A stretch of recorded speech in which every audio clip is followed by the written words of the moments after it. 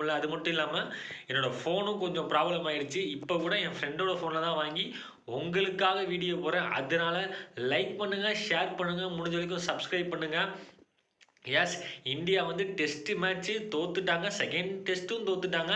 அத பத்தி நம்ம வீடியோ போடவே இல்ல. கண்டிப்பா அத பத்தி போடுவோம். அது இல்லாம ஒயிட் வாஷ் ஆயிருக்காங்க. கௌதம் கம்பீர் இதுக்கு என்ன பதில் சொல்ல போறாரு? பொதுவா இந்த மாரி ஒயிட் வாஷ் ஆனா கேப்டன தான் பத்தி கேட்பாங்க. பட் இந்த தடவ கோச்ச பத்தி கேட்டுருக்காங்க. ஏன்னா கோச் தான் வார்த்தைய விட்டாரு. சூப்பர் ஸ்டார்ஸ் பிளேயர்ஸ் இல்லாம நம்ம விளையாடி காட்டணும், ஜெயிச்சு காட்டணும் அப்படின்னு சொல்லிட்டு.